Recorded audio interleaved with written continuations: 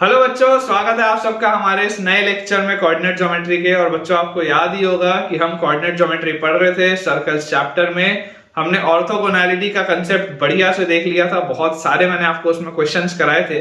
Radical axis, radical centre, ये तमाम बातों पर चर्चा हुई थी। अब बहुत छोटा सा बेटा पोर्शन बचा हुआ है ऑलमोस्ट, मतलब या तो आज के लेक्चर में, अदरवाइज कल के लेक्चर तक पूरा थ्योरी अपना कंप्लीट हो जाएगा। उसके बाद हम मैक्सिमम 1 या 2 लेक्चर और डेडिकेट करेंगे क्वेश्चन प्रैक्टिस के लिए, जो थोड़े से लंबे लेक्चर्स होंगे। और फिर सर्कल्स आपका बेटा पूरा बढ़िया तरीके से कंप्लीट हो जाएगा। अभी भी अगर मैं बोलूं तो ऑलमोस्ट 95% आपका चैप्टर फिनिश हो चुका है। जो काम की चीजें मैंने आपको बता दी, थोड़ा सा बस पोर्शन और बचा है, वो हम अपने आज के बेटा लेक्चर में कोशिश करेंगे कि एंड करें।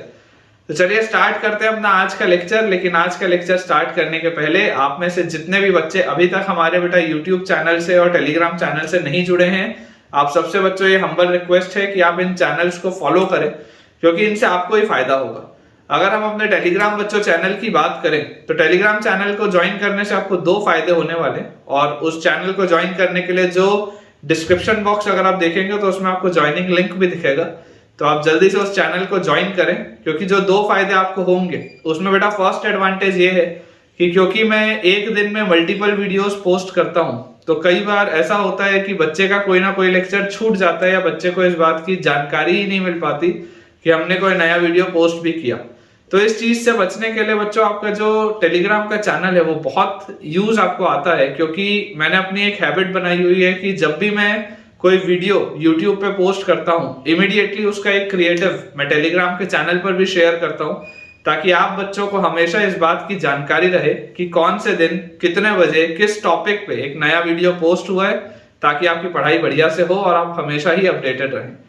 जो सेकंड अपने को बच्चों एडवांटेज होता है टेलीग्राम चैनल से, सेकंड एडवांटेज हमारा ये है कि बेटा यहाँ पर मैं आपको बहुत सारे क्वेश्चंस की प्रैक्टिस करा रहा हूँ। मैं अक्सर ये बात कहता भी हूँ कि मैं आपको जितने क्वेश्चंस, जिस क्वालिटी के क्वेश्चंस कराऊंगा, आप हिंदुस्तान के किसी भी टीचर के नोट्स में उसे देख लीजिए, आपको उतने क्वेश्चंस नहीं मिलेंगे।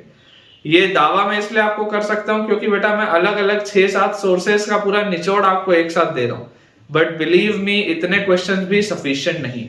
अगर आपको मेंस और एडवांस का बेटा एग्जाम क्रैक करना है तो आपके क्वेश्चन प्रैक्टिस बहुत ज्यादा होनी चाहिए। आपको बहुत ज्यादा बेटा सवाल बनाने पड़ेंगे। और ये एक्स्ट्रा क्वेश्चंस आपको कहाँ मिलेंगे? तो अगेन जवाब आपके पास ही है कि आपके टेलीग्राम के चैनल पे मिलेंगे। तो यार किस बात का आप इंतजार कर रहे हैं? जल्दी से बच्चों हमारे टेलीग्राम चैनल को ज्वाइन करें और अपने प्रिपरेशन को नेक्स्ट लेवल पर लेकर जाएं। अब अगर आप बच्चों डिस्क्रिप्शन बॉक्स देख ही रहे हैं और आपको उसमें टेलीग्राम चैनल का लिंक दिख चुका है, तो उसमें आपको एक यूट्यूब चैनल का भी लिंक दिख रहा होगा। तो सवाल ये उठता है कि अब भला ये वाला यूट्यूब चैनल कौन सा है? तो बेटा ये मेरा पर्सनल यूट्यूब चैनल है। मेरा ऐसा मानना है कि अभी हम जिस एग्जाम की तैयारी कर रहे हैं उसमें डीमोटिवेशन होना बहुत स्वाभाविक सी बात है। कई बार खुद पर सवाल भी उठते हैं कि यार हम शायद इस काबिल ही नहीं कि हम इस एग्जाम को क्लियर भी कर पाए। तो ये तमाम चीजों से बचने के लिए और आपको वापस पॉजिटिव माइंडसेट में बेटा लेके जाने के लिए ही वो चैनल मैंने बनाया है। और बेटा मेरा हमेशा उसमें प्रयास रहेगा कि उसमें सिर्फ ऐसा कंटेंट आए जो आपको पूरी एनर्जी में दोबारा ले आए, आपको इंस्पायर करे, आपको मोटिवेट करे। तो आप अगर चाहें तो उस यूट्यूब चैनल पर भी एक बार विजिट करके देखें, और अगर आपको फायदा होता हो तो आप उसे भी सब्सक्राइब कर लें। चलिए स्टार्ट करते हैं बच्चों अपना आज का लेक्चर। मेरे पढ़ाने से अगर थोड़ा सा भी फायदा हो रहा हो तो इस वीडियो को लाइक कर दीजिए। तो हमने बेटा जो बेसिक्स थे वो देखे थे, मैंने आपको ऑर्थोगोनैलिटी का कंसेप्ट बताया ही था। हम आज करते हैं अपना एक क्वेश्चन अपन लिखते हैं, उसके बाद मैं आपको समझाता हूं चीजें। सवाल बेटा अपने पास लिखा हुआ है कि find the condition, find the condition, find the condition that the two circles, find the condition that the two circles passing through, that the two circles passing through 0 comma a, two circles passing through 0 comma a and 0 comma minus a, passing through 0 comma a and 0 comma minus a, touching the straight line, touching the straight line y equal to mx plus d, touching the straight line y equal to mx plus d, cuts each other orthogonally, cuts each other cuts each other orthogonally, cuts each other orthogonally. ये अपने पास बच्चों देखो सवाल दिया हुआ है। अब देखिए अपन एक बार क्वेश्चन एक बार रीड कर लेते हैं। लिखा है find the condition that the two circles passing through 0, a and 0, -a, ये दो पॉइंट से पास होता हुआ जो सर्कल होंगे, दो circle touching the line y = mx + d, जो लाइन y = mx + d को टच भी करते हो वो एक दूसरे को ऑर्थोगोनली इंटरसेक्ट करेंगे। मतलब हमें ये बोला जा रहा है, आप इसको ऐसे इमेजिन करिए कि देखिए 0, a और 0, -a कौन से एक्सिस पे लाई कर रहा होगा, y एक्सिस पे आपको दिखाई दे रहा है, x कोऑर्डिनेट 0 है। मतलब अगर बेटा मैं कार्टेशियन प्लेन बनाऊं तो इस कार्टेशियन प्लेन में मुझे दिखाई देता है कि 0, a और 0, है। ध्यान से देखिएगा 0, a और 0, -a, ये हमारे पास बच्चों अगर दो कोऑर्डिनेट्स दिए हुए हैं तो इन दोनों कोऑर्डिनेट से पास करते हुए कोई दो सर्कल्स, इन दोनों कोऑर्डिनेट्स आपको पता ही है कि दो पॉइंट से पास होने वाले इनफाइनाइट सर्कल हो सकते हैं। तो मुझे बोला जा रहा है find the condition that to circles passing through 0, a and 0, -a, इनसे पास करते हुए दो सर्कल्स। ठीक है, तो सबसे पहले आप सवाल के इतने हिस्से से क्या लिख सकते हैं, आप लिखिए सबसे पहले फैमिली ऑफ सर्कल्स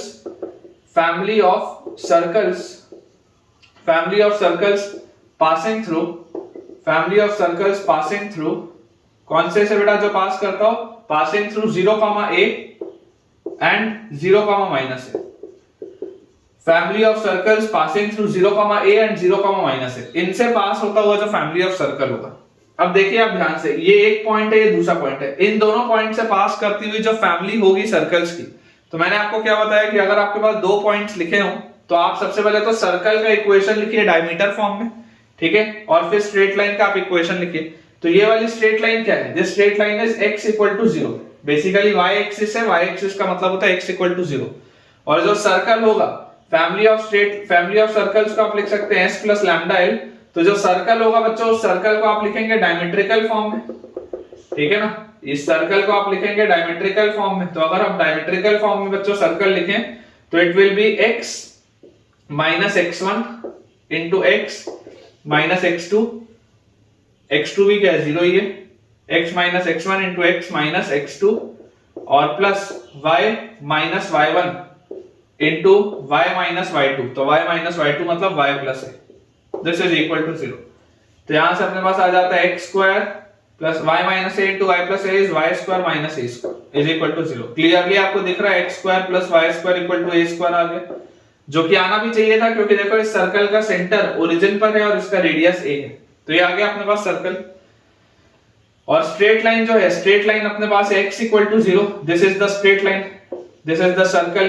तो यार अगर बच्चों ये मेरे पास लिखा हुआ है तो यहां से देखो फैमिली ऑफ सर्कल क्या हो जाएगा, family of circle will be s मतलब x² + y² - a² s + λ * l is x। ये अपने पास बच्चों आता है फैमिली ऑफ सर्कल, ठीक है। अब अगर अलग अलग आप लैम्डा की वैल्यूज बदलेंगे तो जैसे जैसे आप लैम्डा चेंज करते जाएंगे आपको अलग अलग सर्कल्स मिलते जाएंगे जो इन दोनों पॉइंट से पास होते होंगे, यही इसका कंसेप्ट होता है। तो find the condition that to circles passing through 0, a and 0, -a touching the line y = mx + d, जो इस लाइन को टच भी करता हो, ठीक है, जो इस लाइन को टच भी करता हो। अब जरा आप मुझे सोच के इसमें बेटा बताइएगा, अगर आपको दो सर्कल चाहिए तो आप लैम्डा की वैल्यू एक जगह ले लो λ1 और आप लैम्डा की वैल्यू दूसरी जगह ले लो λ2। λ1 और λ2 आप दो सर्कल ले लो, तो लेट द टू सर्कल्स, अगर मैं बोलूं कि let the two circles of this family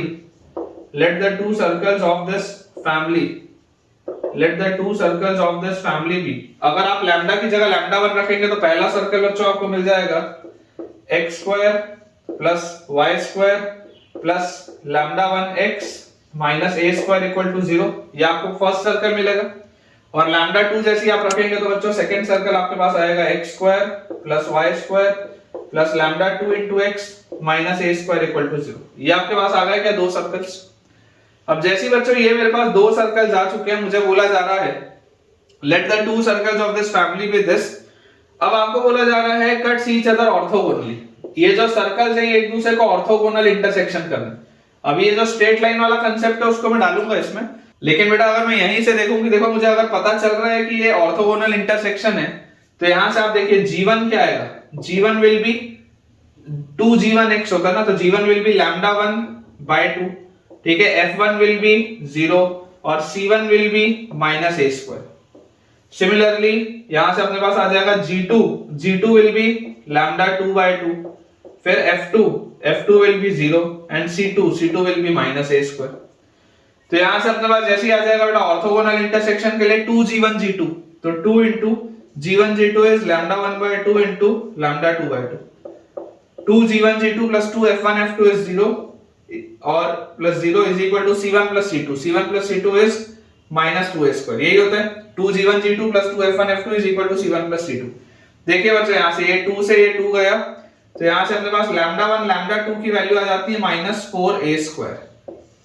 lambda 1 lambda 2 की वैल्यू क्या आ जाती है माइनस 4a स्क्वायर। ये फिलहाल अपने पास आ गया निकल के। अपन इस हिस्से को बच्चों थोड़ा सा क्लियर करते हैं और इसको सॉल्व करने की अपन कोशिश करते हैं। देखिए आपको बोला जा रहा है कि ये जो सर्कल्स की फैमिली, ये जो मतलब सर्कल की फैमिली है, this touches the straight line y equal to mx plus d। ये जो सर्कल की फैमिली है, this touches the straight line y equal to mx plus d। तो अगर बच्चों ये एक फैमिली ऑफ सर्कल है जो किसी स्ट्रेट लाइन को टच कर रहा है, इसका मतलब इसके सेंटर से, इस सर्कल के सेंटर से जब आप उस स्ट्रेट लाइन पर परपेंडिकुलर ड्रॉप करेंगे तो उसका जो डिस्टेंस होगा वो रेडियस के बराबर होगा।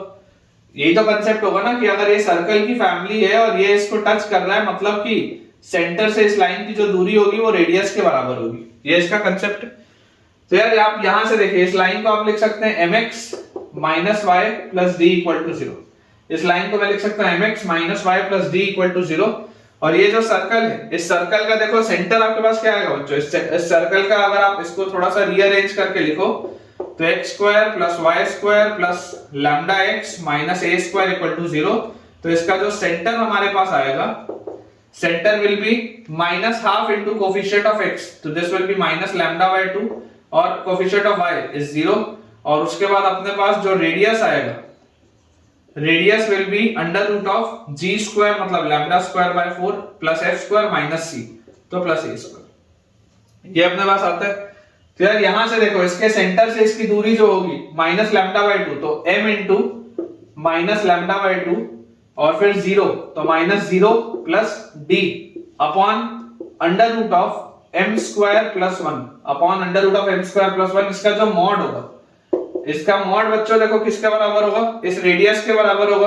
तो radius is under root of lambda square by 4 plus a square. दोनों साइड आप बच्चों स्क्वायर कर दो, दोनों साइड आप जैसे ही इसमें स्क्वायर करेंगे, स्क्वायर करते ही आपके पास देखिए क्या आ जाएगा, यहां से अपने पास आ जाएगा माइनस लैम्डा m बाय 2 और प्लस d, इसका स्क्वायर इज इक्वल टू, ध्यान से देखो minus lambda m by 2 plus d का स्क्वायर इज इक्वल टू, इसको आप उधर ले जाओ तो स्क्वायर करते ही रूट हट जाएगा, तो m स्क्वायर प्लस 1 और उसके बाद यहां पर अगर आप देखेंगे तो दिस विल बी स्क्वायर हटते ही lambda square by 4 plus a square, यही आएगा अपने पास lambda square by 4 plus a square. तो यहां से बेटा अब इसको अपन थोड़ा सा एक्सपैंड करते हैं, यहां से अपने पास आ जाता है, इसको पहले वाले टर्म का square is lambda square m square by 4 plus d square और फिर 2ab जैसे आप करोगे तो माइनस 2 लैम्डा md, ठीक है, यही आपके पास आएगा। और ये 2 हट जाएगा यहां से, 2 इंटू ये करोगे तो 2 से 2 कट जाएगा, minus lambda md is equal to, यहां पर बच्चों अगर आप इसको मल्टीप्लाई करोगे तो अपने पास आ जाएगा lambda square by 4 into m square plus lambda square by 4, ठीक है, ये अपने पास आ गया।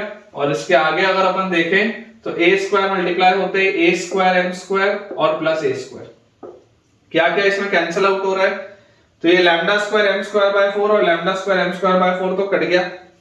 और अगर मैं पूरे को एक साइड ले आऊं और अच्छे से एक क्वाड्रेटिक बना लूं तो मुझे यार इसमें देखो क्लियरली दिख रहा है, पूरे को 4 से मल्टीप्लाई करता हूं और एक साइड लेके आके अगर मैं इसको क्वाड्रेटिक बनाता हूं तो लैम्डा स्क्वायर सबसे पहले, फिर यहां पर ये 4 आएगा तो माइनस 4 लैम्डा md उधर जाएगा तो प्लस 4 लैम्डा md और उसके बाद यहां पर बेटा 4 आएगा तो आपके पास आ जाएगा plus 4a square m square plus 4a square और 4 उधर भी जाएगा तो minus 4d square is equal to 0, ठीक है ना, minus 4d square is equal to 0, ये अपने पास चीज आती है।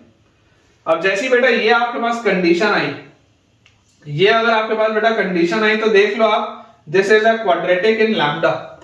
जैसे हमारे पास बच्चों ये कंडीशन आ गई, क्लियरली दिखाई दे रहा है quadratic in lambda, this is a quadratic in lambda. तो अगर ये लैम्डा में बच्चों क्वाड्रेटिक है तो इसके रूट्स क्या थे? इसके रूट्स आपके पास थे लैम्डा 1 और लैम्डा 2। इसके रूट्स आपके पास क्या थे? लैम्डा 1 और लैम्डा 2। और बेटा मुझे ये बात पता ही है कि प्रोडक्ट ऑफ रूट्स देखो मैंने निकाला हुआ है, प्रोडक्ट ऑफ रूट्स मैंने क्या निकाला हुआ है? -4a²।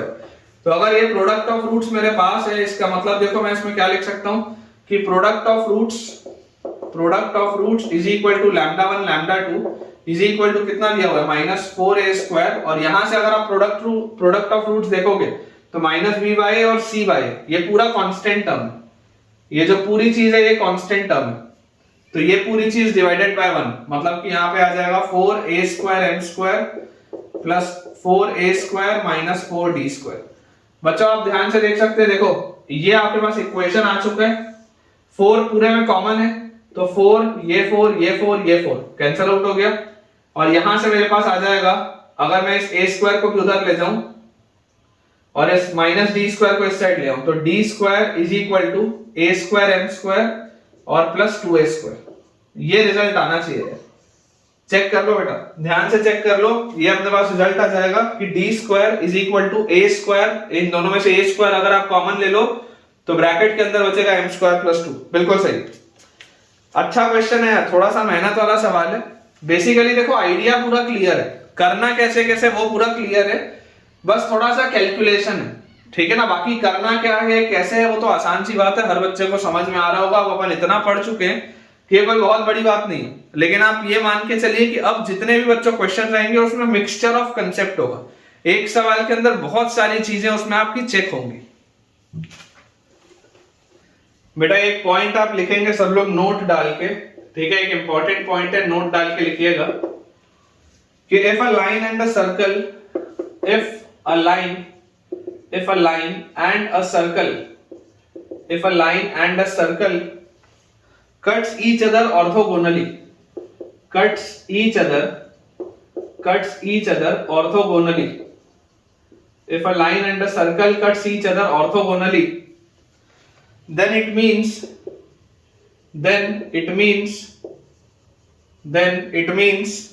the line is normal या diameter, then it means the line is normal oblique diameter.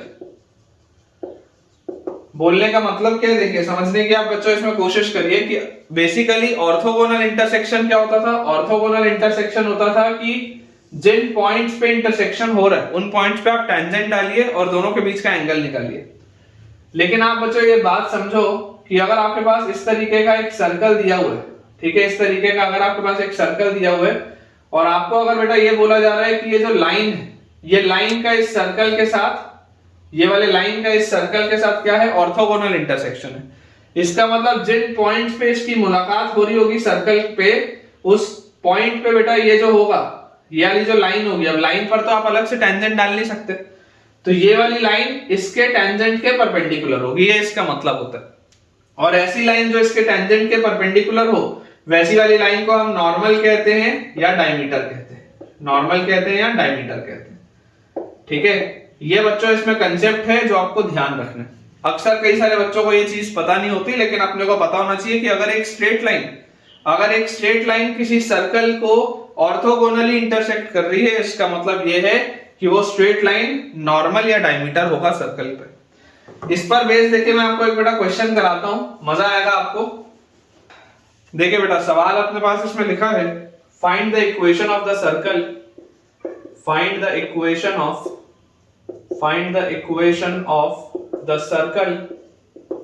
find the equation of the circle which cuts the circle, find the equation of the circle which cuts the circle x² plus y² plus 2gx plus 2fy plus c equal to 0। equation of the circle which cuts the circle x² plus y² plus 2gx plus 2fy plus c equal to 0, and the line x equal to minus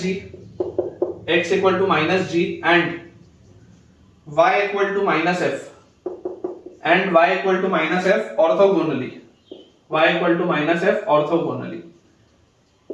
ठीक है, आपको एक बच्चों ऐसे circle का equation बताना है जो इन सबको ऑर्थोगोनली इंटरसेक्ट करता है, इन सारी चीजों को।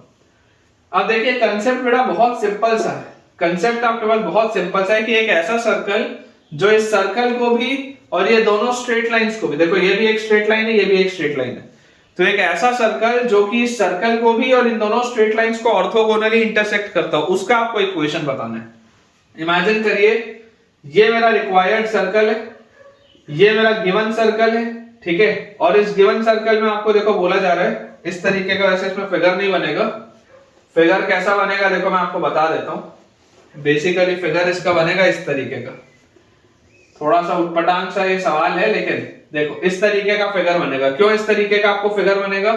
क्योंकि आप देख सकते हैं बेटा कि ये जो दो लाइंस आपके पास आ रही है, ये जो बच्चों दो लाइंस आपके पास आ रही है, x equal to minus g और y equal to minus f, ये जो बच्चों दोनों लाइंस है, this line is let us say x equal to minus g, this line is let us say y equal to minus f. तो ये जो दोनों लाइंस है इनका इंटरसेक्शन पॉइंट क्या होगा? इनका इंटरसेक्शन पॉइंट होगा माइनस जी का माइनस एफ, यही होगा। मुझे अभी देखिए मैंने आपको थोड़ी देर पहले एक कंसेप्ट बताया है, वो कंसेप्ट क्या बोलता है? कंसेप्ट ये बोलता है कि अगर एक स्ट्रेट लाइन और एक सर्कल, अगर एक स्ट्रेट लाइन और एक सर्कल ऑर्थोगोनल इंटरसेक्शन करेंगे, ऑर्थोगोनल इंटरसेक्शन करेंगे, तो इस केस में स्ट्रेट लाइन और सर्कल का बच्चों जब भी ऑर्थोगोनल इंटरसेक्शन होगा, इस केस में क्या हो जाएगा? इस केस में ये जो स्ट्रेट लाइन होगा वो नॉर्मल की तरह बिहेव करेगा, नॉर्मल, या आप इसको बोल सकते हैं कि ये डायमीटर की तरह बिहेव करेगा। अब जरा आप बच्चों सोच के देखिए कि डायमीटर, अगर आपके पास दो डायमीटर है, ये भी एक डायमीटर है, ये भी एक डायमीटर है, तो दोनों डायमीटर जिस पॉइंट पे इंटरसेक्ट हो रहे होंगे वो सेंटर आएगा। या मान लीजिए अगर ये भी नॉर्मल है और ये भी नॉर्मल है, तो दोनों नॉर्मल जिस पॉइंट पे इंटरसेक्ट हो रहे होंगे वो सेंटर आएगा। इसका मतलब कि जो आपका रिक्वायर्ड सर्कल होगा, रिक्वायर्ड सर्कल का जो सेंटर होगा, रिक्वायर्ड सर्कल का सेंटर होगा माइनस जी को माइनस एफ, रिक्वायर्ड सर्कल का सेंटर होगा माइनस जी को माइनस एफ। क्यों? क्योंकि रिक्वायर्ड सर्कल जिन दो लाइंस के साथ ऑर्थोगोनल इंटरसेक्शन कर रहा है, वो दोनों लाइंस का इंटरसेक्शन पॉइंट यही है। और मुझे पता है कि जो भी मेरा रिक्वायर्ड सर्कल होगा वो दोनों लाइंस का कॉमन अगर इंटरसेक्शन पॉइंट माइनस जी को माइनस एफ है, तो यही आपके उस सर्कल का सेंटर भी होगा, क्योंकि दो नॉर्मल्स या दो डायमीटर्स जहां इंटरसेक्ट करते हैं वहां पर ये आपके पास आता है पॉइंट माइनस जी को माइनस एफ। अब आपको बोला जा रहा है कि ये वाला सर्कल इस बड़े वाले सर्कल के साथ ऑर्थोगोनल इंटरसेक्शन कर रहा है। रियल नंबर लाइन में आपको ये नहीं दिखेगा, ये इमेजिनरी केस है, समझो। अगर आप ग्राफ के बेटा थ्रू सोचोगे तो ग्राफ के थ्रू आपको ये चीज विजिबल नहीं होगी। क्यों? क्योंकि कंसेंट्रिक सर्कल्स हैं, कंसेंट्रिक सर्कल्स तो कभी भी ऑर्थोगोनली इंटरसेक्ट कर ही नहीं सकते, कंसेंट्रिक सर्कल्स में तो इंटरसेक्शन हो ही नहीं सकता। लेकिन फिर भी अगर सवाल में दिया है तो आप सवाल छोड़ के नहीं आ जाओगे ये बोल के कि यार रॉन्ग क्वेश्चन, ऐसा नहीं होता। अगर मान लो बोला जा रहा है तो सॉल्व तो करना पड़ेगा। तो सॉल्व अगर करना है तो देखो अप्रोच क्या होगा, सर्कल का सेंटर आपके पास है तो आप लिख लो let the required circle, let the required circle be x square plus y square, centre आपके पास है तो प्लस 2gx प्लस 2fy और plus lambda equal to 0। Basically अंतर क्या है? अंतर सिर्फ c और लैम्डा का है। अगर ये c होता तो मेरा ओरिजिनल सर्कल बन जाता, अभी आप इसको लैम्डा मान लो। अब अगर आपको बोला जा रहा है कि ये जो आपका रिक्वायर्ड सर्कल है, इस रिक्वायर्ड सर्कल का और इस सर्कल का ऑर्थोगोनल इंटरसेक्शन, तो अगर ऑर्थोगोनल इंटरसेक्शन होगा तो 2g1 g2 plus 2f1 f2 is equal to c1 plus c2 होना चाहिए, वहां से आप ये बोल सकते हो। और ये देखो ये वाला मैंने सर्कल क्यों लिखा? इसलिए लिखा क्योंकि देखो इसका जो सेंटर है वो इसके सेंटर से सेम है। बेसिकली आप रिक्वायर्ड सर्कल का सेंटर में फिर बोल रहा हूं कैसे निकाले हो, क्योंकि जो स्ट्रेट लाइन के साथ अगर ऑर्थोगोनली इंटरसेक्ट करेगा सर्कल, तो वो दो स्ट्रेट लाइंस के साथ अगर ऑर्थोगोनल इंटरसेक्शन हो रहा है बेटा सर्कल का, इसका मतलब वो दोनों स्ट्रेट लाइन का जो इंटरसेक्शन पॉइंट होगा that will be your centre of the circle, जो अभी मैंने आपको कंसेप्ट समझाया। तो जैसे हमने ये लिखा तो कंसेप्ट ऑफ ऑर्थोगोनैलिटी अब क्या होता है? कंसेप्ट ऑफ ऑर्थोगोनैलिटी होता है आपके पास 2g1 g2 plus 2f1 f2 is equal to c1 plus c2। तो यहां से आ जाएगा 2g1 g2 मतलब 2g square plus 2f1 f2 मतलब 2f square is equal to c1 plus c2। इसका मतलब this will be c plus lambda, ये अपने पास आ जाएगा। तो यार जैसे ही हमारे पास आ गया 2g² + 2f² = c + लैम्डा, तो लैम्डा की वैल्यू क्या आ गई? Lambda comes out to be 2g² + 2f² - c।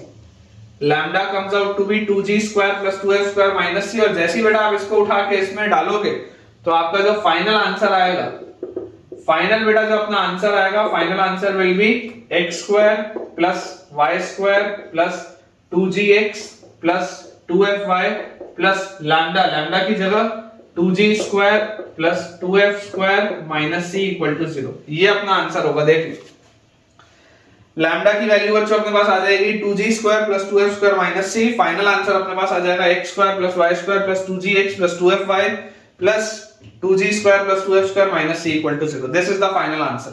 अब क्लियरली आपको बेटा एक चीज मैं बता दूं कि अगर आपको बोला जा रहा है कि ये दोनों सर्कल्स ऑर्थोगोनली इंटरसेक्ट कर रहे हैं, तो आपको तो दिख रहा है ना कंसेंट्रिक सर्कल है, तो concentric circles real number line में तो कभी भी ऑर्थोगोनल इंटरसेक्शन कर ही नहीं सकते।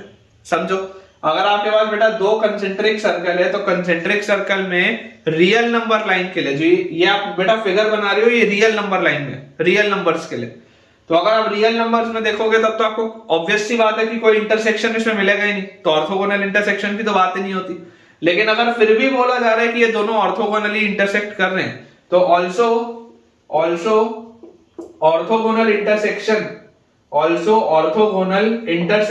in this case, orthogonal intersection in this case will be imaginary। Imaginary मतलब जो कॉम्प्लेक्स नंबर में पढ़ते हैं बेटा, आएगा धीरे से। इमेजिनरी मतलब ऐसी चीज जो कॉम्प्लेक्स नंबर में पढ़ी जाती है, जो आपकी रियल नंबर्स की दुनिया से बाहर है। तो अगर आपको दिखाई दे रहा है कि वो इंटरसेक्ट कभी नहीं हो सकते थे, लेकिन अगर फिर भी सवाल बोलता है कि इंटरसेक्ट हो रहे हैं, इसका मतलब कहां हो रहे होंगे? इमेजिनेशन में हो रहे होंगे, इमेजिनरी इंटरसेक्शन हो रहा होगा। ठीक है, तो also orthogonal intersection in this case will be imaginary. चलिए अगला देखते हैं। नेक्स्ट अपना बेटा इसमें जो टॉपिक लिखा हुआ है that is circle orthogonal to 3 given circles. Circle orthogonal to 3 given circles. मान लीजिए हमारे पास 3 सर्कल्स दिए हुए हैं, तो उनका जो ऑर्थोगोनल सर्कल होगा वो क्या होगा? एक छोटा सा टॉपिक है, डायरेक्ट इसका रिजल्ट होता है जो आपको भी याद रखना है। इसमें देखिए किस तरीके का फिगर होता है, मैं आपको बता दूं कि मान लीजिए आपके पास एक सर्कल है और ये सर्कल किन्हीं 3 सर्कल्स के ऑर्थोगोनल है। या आपको मान लो अगर दिया होगा कि हमारे पास ऐसे 3 सर्कल्स हैं अलग अलग, तो इन तीनों सर्कल्स का जो ऑर्थोगोनल सर्कल होगा, या ना ये तीनों सर्कल्स का जो ऑर्थोगोनल सर्कल होगा, ऑर्थोगोनल सर्कल, ठीक है, इसी ऑर्थोगोनल सर्कल को रेडिकल सर्कल भी बोलते हैं। इसी ऑर्थोगोनल सर्कल को रेडिकल सर्कल भी बोलते हैं। तो इमेजिन करिए अगर आपके पास कोई 3 सर्कल दिए हुए हैं S1, S2 और S3, और मान लीजिए आपको एक चौथा सर्कल बोला जा रहा है कि find the circle S such that it is orthogonal to the 3 circles S1, S2 and S3। इस तरीके के जो सवाल होते हैं, इसका क्या कंसेप्ट होता है मैं आपको समझाता हूं। पहले जो बच्चों बेसिक सी थ्योरी है, पहले हम बेसिक सी थ्योरी अपनी नोट कर लेते हैं ताकि आपको फिर आइडिया लगे कि होना क्या है। तो लिखा है बेटा अपने पास the circle which cuts the 3 given circles, the circle which cuts the 3 given circles, the circle which cut the 3 given circles orthogonally, the circle which cuts the 3 given circles orthogonally has its center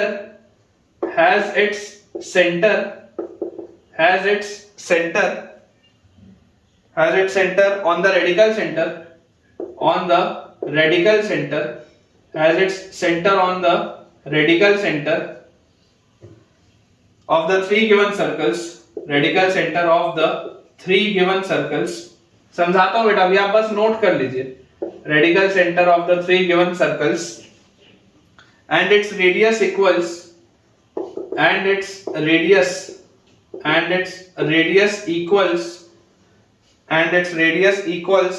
the length of the tangent equals the length, radius equals the length of the tangent, radius equals the length of the tangent from radical center, यहां पूरा लिख दिया था, यहां short में लिख रहा हूं, from radical center to any one of the 3 given circles, radical center to any one of the to any one of the three given circles, any one of the three given circles। Concept क्या है बच्चों, मैं आपको देखो सारी चीज समझाता हूँ, ठीक है। आप एक सेकंड के लिए बेटा सिर्फ लिखना बंद करिए और लिखना बंद करके अब आप बोर्ड पे ऑब्जर्व करिए।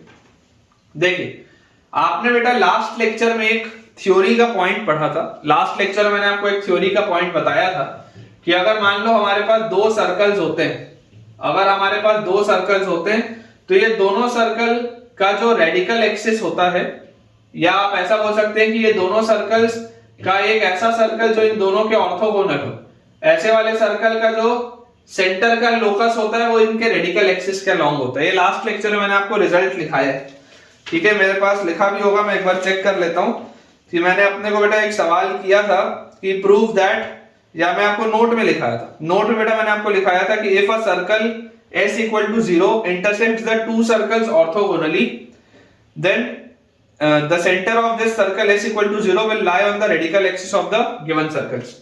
कंसेप्ट देखिए क्या था। कंसेप्ट मैंने आपको लास्ट लेक्चर में बताया था कि अगर हमारे पास दो ऐसे सर्कल्स हैं, कोई ऐसे अगर हमारे पास दो ऐसे सर्कल्स हैं जिनका की एक ऑर्थोगोनल सर्कल जो होगा, ठीक है, तो ऑर्थोगोनल सर्कल मतलब ये एक ऐसा सर्कल है जो इन दोनों को ऑर्थोगोनली इंटरसेक्ट कर रहा है, ठीक है। ये एक ऐसा सर्कल है जो इन दोनों को ऑर्थोगोनली इंटरसेक्ट कर रहा है, तो इस सर्कल का जो सेंटर होगा वो इनके रेडिकल एक्सिस के अलोंग मूव करेगा। ये कंसेप्ट था। उस लॉजिक से अब आप इस फिगर को देखिए। आप अगर इस फिगर को देखेंगे तो देखिए ये आपके पास बच्चों जो डॉटेड लाइन है ये इन दोनों सर्कल का रेडिकल एक्सिस होगा। ये बात तो आपको आती है समझ में, ठीक है। इन दोनों का जो डॉटेड लाइन है ये इन दोनों का आपका रेडिकल एक्सिस होगा और इन दोनों का डॉटेड लाइन इसका रेडिकल एक्सिस होगा। अब मैं आपको एक सिंपल सी बस अगर बात पूछूं कि आप इमेजिन करिए आपके पास ये एक सर्कल है, ये एक दूसरा सर्कल है, और ये एक ऐसा सर्कल है जो इन दोनों को ऑर्थोगोनली इंटरसेक्ट कर रहा है। तो आप ये बात बोल सकते हैं कि ये वाला जो सर्कल होगा इसका सेंटर इस रेडिकल एक्सिस के अलोंग मूव करेगा। यही कंसेप्ट आपको मैंने सिखाया था। सिमिलरली अगर ये दो सर्कल्स आप लोगे और ये वाला सर्कल इन दोनों को ऑर्थोगोनली इंटरसेक्ट कर रहा है तो ये बड़े वाले सर्कल का सेंटर इस लाइन के अलोंग भी मूव करेगा। सिमिलरली अगर मान लो मैं ये दो सर्कल लूं और ये एक ऐसा सर्कल है जो इन दोनों को ऑर्थोगोनली इंटरसेक्ट कर रहा है तो इस सर्कल का सेंटर इस रेडिकल एक्सिस के अलोंग भी मूव करेगा। कंसेप्ट तो यही था। तो अगर ये मेरे पास कंसेप्ट था तो अगर ये इस रेडिकल एक्सिस में भी है, इसमें भी है और इसमें भी है, तो बेसिकली तीनों के मिड पॉइंट पे आएगा। और ये रेडिकल एक्सिस जहां पर मिलती है उस पॉइंट को तो और क्या बोलते थे, रेडिकल सेंटर बोलते थे। तो वही तो लिखा है कि the circle which cuts the three given circles orthogonally. Imagine करिए अगर आपके पास एक ऐसा सर्कल है जो तीन अलग अलग सर्कल्स को ऑर्थोगोनली इंटरसेक्ट करता है, ऑर्थोगोनली, ठीक है, has its centre on the radical centre, तो उस सर्कल का, वैसे सर्कल का जो सेंटर होगा that will be the radical centre. वैसे सर्कल का जो सेंटर होगा that will be the radical centre, क्योंकि ये आपका है this is radical axis of 1 2, this is radical axis of 1 3 and this is radical axis of 2 3। तो यहां से आप बच्चों देखो रेडिकल एक्सिस, ठीक है, रेडिकल एक्सिस क्या होती थी, रेडिकल एक्सिस एक ऐसे पॉइंट का लोकस होता था जहां से अगर आप दोनों सर्कल पे टेंजेंट डालें तो उनका लेंथ सेम होता है। रेडिकल एक्सिस एक ऐसे पॉइंट का बेटा लोकस होता है जिस पॉइंट से अगर आप दोनों सर्कल पे टेंजेंट डालें तो दोनों का लेंथ सेम होता है। उस कंसेप्ट के हिसाब से रेडिकल सेंटर से सोच के देखना, उस कंसेप्ट के हिसाब से बच्चों रेडिकल सेंटर से अगर आप टेंजेंट ड्रॉ करेंगे किसी भी सर्कल पे तो सबका लेंथ सेम आएगा क्या, सोच के देखो। उस कंसेप्ट के हिसाब से अगर आप रेडिकल सेंटर से बेटा, रेडिकल सेंटर एक ऐसा पॉइंट है जो इस रेडिकल एक्सिस पर भी है, इस पर भी है, इस पर भी है, तो अगर मैं इस रेडिकल एक्सिस से यहां पर टेंजेंट डालूं, यहां पर टेंजेंट डालूं या यहां पर टेंजेंट डालूं, उनका लेंथ तो सेम ही होगा। ये चीज मैंने आपको पहले ही बताई थी। तो ये वाला अगर टेंजेंट आपके पास लेंथ है √S1, ये वाले टेंजेंट का लेंथ है आपके पास √S2 और ये वाले टेंजेंट का लेंथ है आपके पास √S3, तो इसका मतलब क्या होगा, √S1 will be equal to √S2 will be equal to √S3, ठीक है ना, from radical centre, for radical centre, ठीक है ना। रेडिकल सेंटर से अगर आप टेंजेंट्स का लेंथ डालेंगे तो ये तीनों आपके पास सेम आ जाएगा, पावर ऑफ पॉइंट आपके पास सेम आ जाएगा। तो ये लिखा हुआ है कि इनका जो सेंटर होगा, इस ऑर्थोगोनल सर्कल का जो सेंटर होगा that will be the radical centre of the three given circles and its radius equals to the length of the tangent from radical centre to any one of the three circles. आप किसी भी circle पर length of tangent दे ले, ये जो इसका radius होगा इस सर्कल का, इस ऑर्थोगोनल सर्कल का जो रेडियस होगा that will be equal to the length of tangent. वो लेंथ ऑफ टेंजेंट आप √S1 बोले, √S3 बोले या √S2 बोले, it doesn't matter. Why it doesn't matter, क्योंकि तीनों ही सेम है। इसलिए तो लिखा हुआ है radius equals to the length of the tangent from radical centre to any one of the three given circles, किसी भी सर्कल पे। ठीक है, अब देखिए क्वेश्चंस में हमको कंसेप्ट मैंने आपको समझा दिया कि कंसेप्ट क्या है, और अगर किसी को समझने में तकलीफ आई हो तो भाई एक दो बार आप उसको रिवाइंड करके सुनो, आपको बढ़िया से समझ में आएगा। एंड इन केस मान लीजिए आपको फिर भी कंफ्यूजन है तो आप कमेंट सेक्शन में पूछ सकते हैं। लेकिन हमको क्वेश्चंस के लिए ध्यान क्या रखना है, क्वेश्चंस के लिए हमको ध्यान रखना है कि हमारे पास 3 सर्कल दिए होंगे, हमको बोला जाएगा कि आप इनके ऑर्थोगोनल सर्कल का ये बताइए इक्वेशन। तो इक्वेशन बताने का बहुत सिंपल सा तरीका होगा, आप कोई भी दो सर्कल का रेडिकल एक्सिस पकड़ो, रेडिकल एक्सिस का इक्वेशन लिखो, फिर कोई भी अलग दो सर्कल्स का रेडिकल एक्सिस पकड़ो, उन दोनों का इक्वेशन बोलो, इन दोनों को सॉल्व करो, इस रेडिकल एक्सिस और इस रेडिकल एक्सिस को सॉल्व करो तो आपको रेडिकल सेंटर मिल जाएगा, और इस रेडिकल सेंटर से आप लेंथ ऑफ टेंजेंट इस पे डाल दो, चाहे वो रूट S1 डालो, चाहे रूट S2 डालो, चाहे रूट S3 डालो, तीनों सेम आएगा। करके देखेंगे बेटा, देखेगा तीनों सेम आएगा। ठीक है, तो आप किसी में भी उसमें लेंथ ऑफ टेंजेंट निकाल लीजिए, वो रेडियस के बराबर होगा, फिर इस सर्कल का आपको सेंटर और रेडियस पता होगा तो आराम से हम इक्वेशन लिख सकते हैं। मैं बोर्ड क्लियर करता हूं और आपके लिए सवाल एक लिखता हूं। सवाल बेटा अपने पास देखिए लिखा हुआ है, find the equation of the circle, find the equation of the circle, find the equation of the circle cutting orthogonally, equation of the circle cutting orthogonally, find the equation of the circle cutting orthogonally the three circles, cutting orthogonally the three circles। कौन कौन से 3 circles बेटा, देखो आपके पास दिया हुआ है S1, मान लो एक सर्कल आपके पास दिया हुआ है x square plus y square minus 2x plus 3y minus 7 equal to 0। फिर सेकेंड बच्चों हमारे पास सर्कल इसमें दिया हुआ है x square plus y square plus 5x minus 5y plus 9 equal to 0। And S3 बच्चों अपने पास इसमें थर्ड सर्कल जो है वो दिया हुआ है x square plus y square plus 7x minus 9y plus 29 is equal to 0। ये अपने पास बच्चों 3 सर्कल्स दिए, बोला जा रहा है एक ऐसे सर्कल का आप इक्वेशन बताइए जो इन तीनों को ऑर्थोगोनली इंटरसेक्ट करता हो। अब अगर बेटा मुझे इसे सॉल्व करना है तो अप्रोच क्या है, मान लो आपके पास ऐसे कोई 3 सर्कल दिए हों, ठीक है, तो अप्रोच बहुत सिंपल सा है कि आप इनका रेडिकल एक्सिस निकालिए, है ना। कोई भी बेटा दो सर्कल्स का आप रेडिकल एक्सिस निकालिए। जैसे मान लीजिए मैं आपको बोलता हूं कि चलो अपन S1 और S3 का रेडिकल एक्सिस निकालते हैं, तो यहां से देखो आप जैसे इसको सॉल्व करोगे तो रेडिकल एक्सिस 1 और 3 का, S1 और S3 का, तो कैसे निकालेंगे, S1 माइनस S3 आप करोगे तो radical axis will be S1 minus S3 equal to 0। x square से x स्क्वायर गया, y स्क्वायर से y स्क्वायर गया, माइनस 2x और फिर माइनस 7x, तो आ गया माइनस 9x। उसके बाद 3y और माइनस ऑफ माइनस 9y, मतलब कि आपके पास आ जाएगा 12y और माइनस 7 माइनस 29, तो ये अपने पास आ जाएगा माइनस 36 इज इक्वल टू 0। पूरे में बच्चों देखो 3 का फैक्टर आपके पास कॉमन है, तो और उसको उस साइड भी अगर मैं ले जाऊं तो यहां पर इसको आप लिख लो, देखो माइनस 3x प्लस 4y, 3 का फैक्टर हटा दिया और माइनस 12 इज इक्वल टू 0। या हम इसको लिख सकते हैं 3x minus 4y plus 12 is equal to 0। ये अपने पास आ गई एक रेडिकल एक्सिस, मान लो ये वाली। सिमिलरली अगर मैं रेडिकल एक्सिस बच्चों निकालूं 2 और 3 का, और मैं आपको बोलूं कि S2 minus S3 equal to 0 होगा आपका रेडिकल एक्सिस, तो सेकंड और थर्ड वाले को अगर आप सब्ट्रैक्ट करोगे तो x स्क्वायर से x स्क्वायर गया, y स्क्वायर से y स्क्वायर गया, 5x में से 7x जाएगा तो माइनस 2x, माइनस 5y में प्लस 9y हो जाएगा तो आ जाएगा प्लस 4y, और 9 में से बच्चों 29 गया तो आपके पास आ जाएगा minus 20। This is equal to 0। पूरे में देखो 2 का फैक्टर है या माइनस 2 का फैक्टर है, हटा देंगे तो x minus 2y plus 10 equal to 0। ये अपने पास आ गया, ठीक है। अब देखिए बेटा आपके पास 2 रेडिकल एक्सिस आ चुकी है, ये दोनों रेडिकल एक्सिस को अगर आप सॉल्व करेंगे तो रेडिकल एक्सिस को सॉल्व करते ही रेडिकल सेंटर आपको मिल जाएगा। कंसेप्ट तो यही है।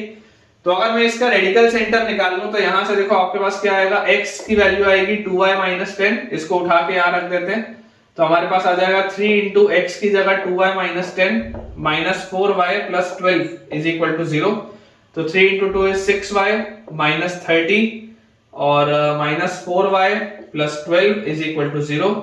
तो 6y minus 4y is 2y -13 plus 12 is -18, उधर जाएगा तो +18। तो यार यहाँ से देखो बच्चों y की वैल्यू आ जाएगी 9, और जैसे ही आपके पास y की वैल्यू 9 आई तो 9 × 2 18 - 10 इज 8, तो x की वैल्यू आ जाएगी 8। इसका मतलब रेडिकल सेंटर क्या आ रहा है हमारे पास, रेडिकल सेंटर के जो बच्चों कोऑर्डिनेट्स हमारे पास आएंगे that will B 8, 9। Radical centre के कोऑर्डिनेट्स विल बी 8, 9। और इस 8, 9 से अब आप चाहे किसी भी सर्कल में टेंजेंट लिख के देख लें, पावर ऑफ पॉइंट आप किसी भी सर्कल में लगा के देख लें, सेम होगा, क्योंकि यही तो रेडिकल सेंटर की प्रॉपर्टी है कि लेंथ ऑफ टेंजेंट आपके पास सेम आएगा, लेंथ ऑफ टेंजेंट।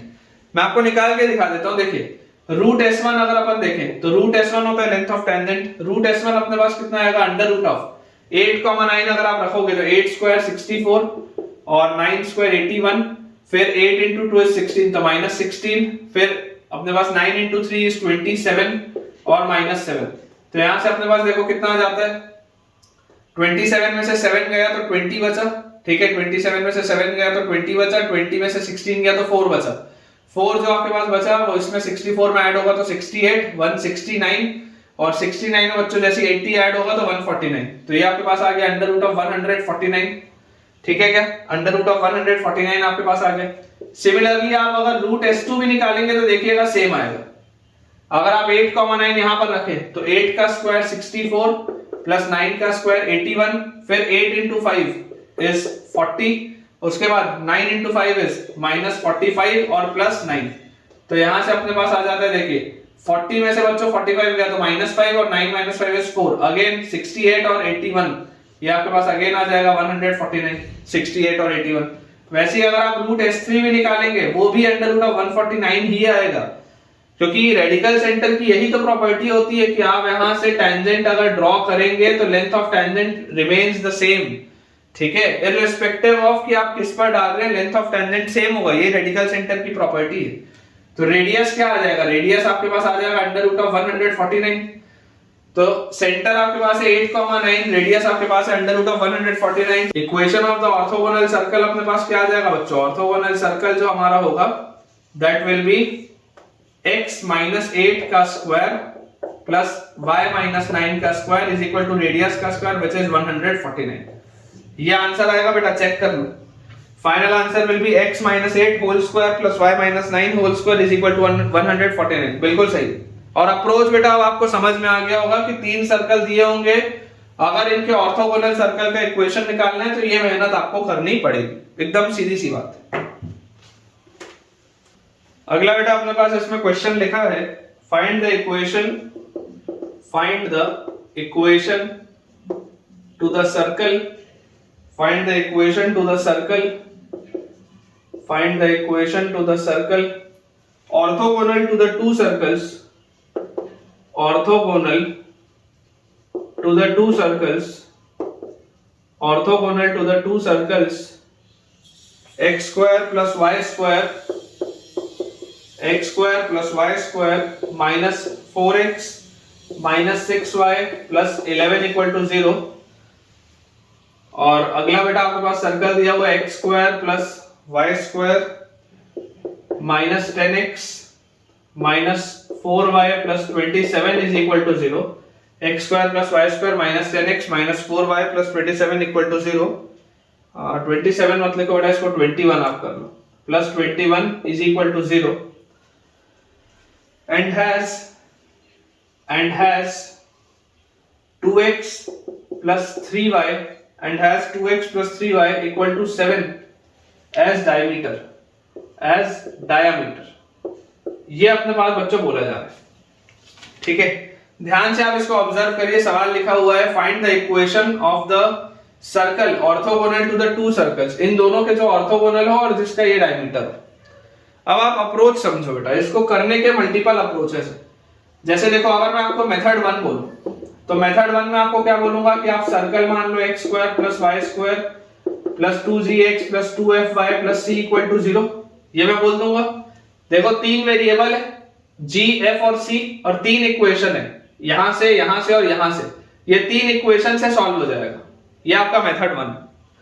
लेकिन अगर मैं आपको मेथड 2 बोलूं तो मेथड 2 में आपको बोलता हूं कि हमने जो रिजल्ट लगाए उस रिजल्ट का अगर हम यूज करें, आप मेथड 1 से भी बेटा सॉल्व करके देखिएगा कि आंसर आता है या नहीं।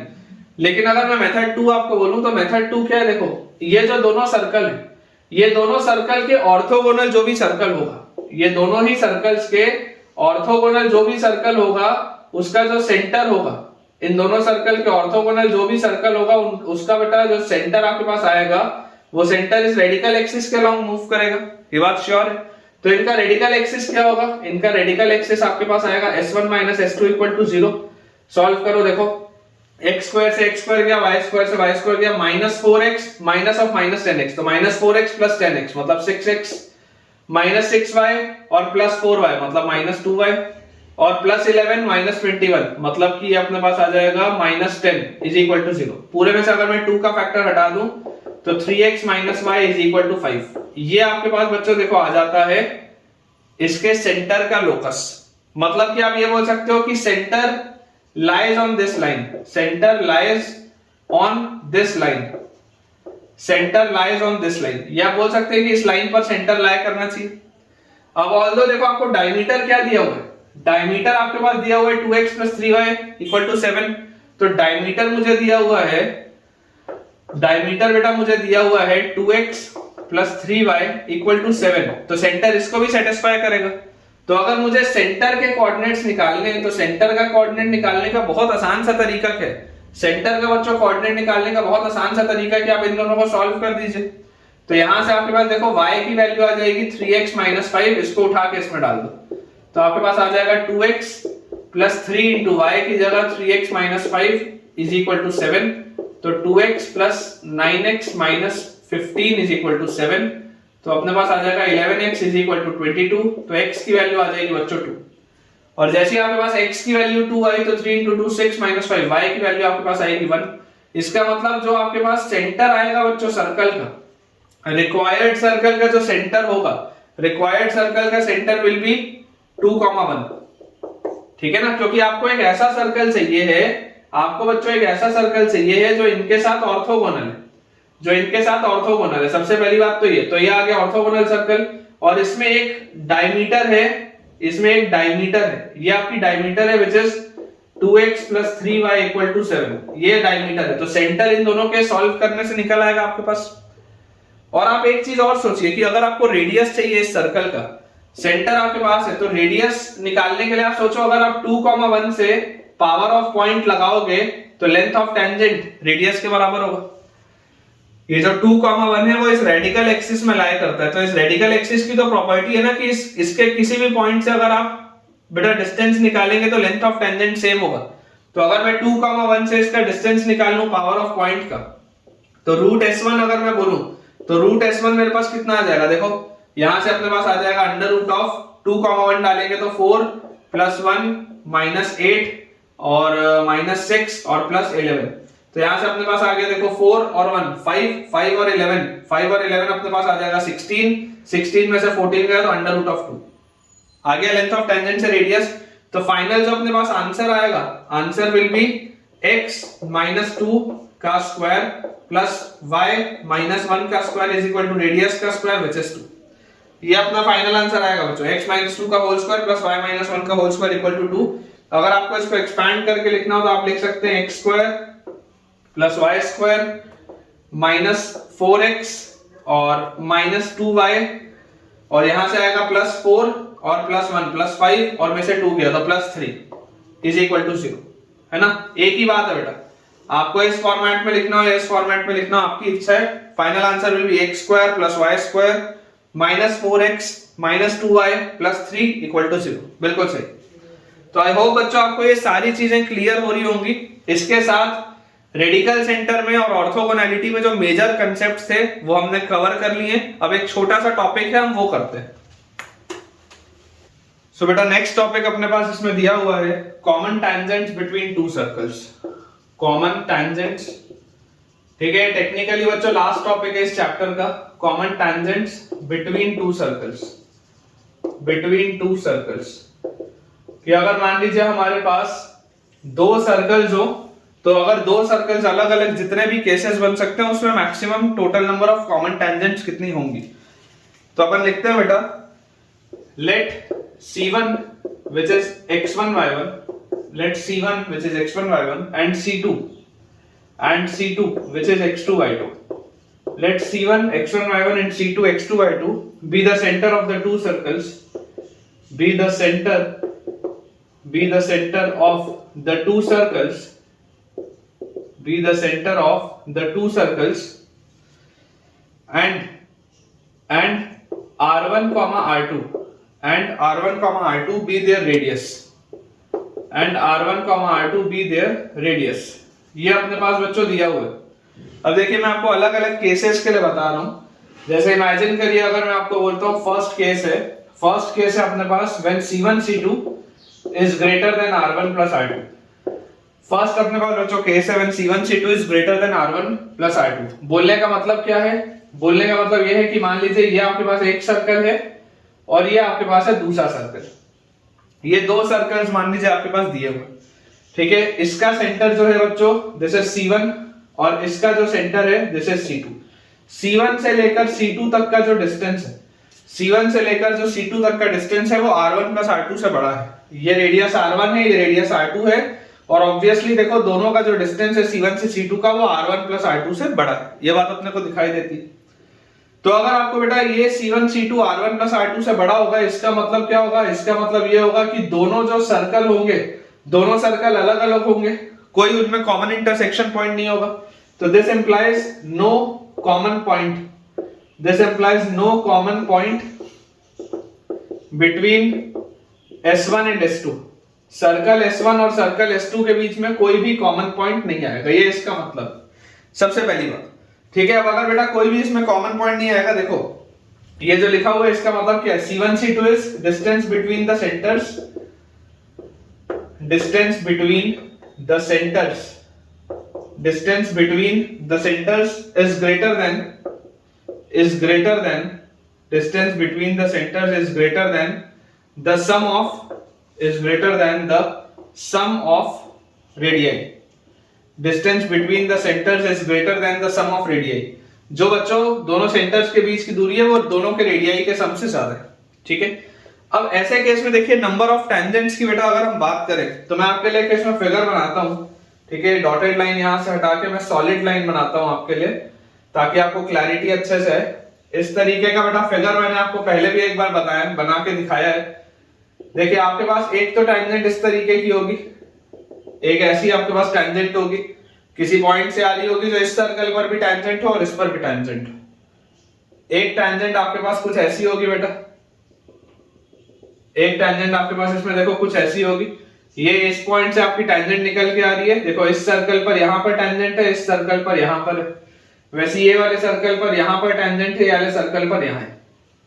ऐसी वाली बच्चों जो टेंजेंट्स होती हैं जो बाहर होती है, ऐसी वाली जो बच्चों टेंजेंट्स होती हैं जो बाहर होती हैं, they are called direct tangent, ठीक है। This is direct tangent, this is also direct tangent, ठीक है ना। ये डायरेक्ट टेंजेंट है, बाहर साइड वाली है डायरेक्ट टेंजेंट। अब इसी तरीके से अगर मान लो मैं आपके लिए बेटा ऐसे एक बनाऊं, इस तरीके का फिगर, देखो ये इस पॉइंट पे मैंने बनाया टेंजेंट, यहां पर इस पॉइंट पे इसको मिला, और वैसे यहां से अगर मैंने बनाया इस तरीके से, ठीक है। तो ये यहां से अपन ने बनाया और ये यहां से बनाया। हमें एक चीज पता है कि सर्कल के बेटा किसी भी एक पॉइंट पे मैक्सिमम आप एक ही टेंजेंट बना सकते हो। तो इस पॉइंट पे बनने वाला टेंजेंट ऑब्वियसली इससे अलग होगा, इस पॉइंट पे बनने वाला टेंजेंट ऑब्वियसली इससे अलग होगा। इस तरीके का फिगर अपने पास बनेगा। अब जैसे बच्चे ऐसा अपने पास फिगर बना, ज्योमेट्रिकली देखो मैं बेसिक क्लास 9-10 की ज्योमेट्री पे नहीं जाऊंगा, लेकिन ज्योमेट्रिकली अगर आप प्रूव करोगे ना, तो ये जो C1 है C2 है, इसी लाइन पर ये दोनों पॉइंट ऑफ इंटरसेक्शन भी लाई करते हैं, ठीक है। आप इन पॉइंट ऑफ इंटरसेक्शन को मान लो, लेट अस से this is T1 and T2। तो जो पहला इसमें बेटा ध्यान रखने वाला चीज होता है कि ये C1 T1 C2 T2 ये सब कोलिनियर होते हैं, ठीक है। ये पहली चीज होती है, इसके ज्योमेट्री में अपन नहीं जाएंगे, वो काम का नहीं है। ये बस क्लियर होता है कि C1 T1 C2 T2 ये सब क्या होते हैं, ये सारे के सारे बेटा आपके कोलिनियर पॉइंट्स होते हैं, सबसे पहली बात।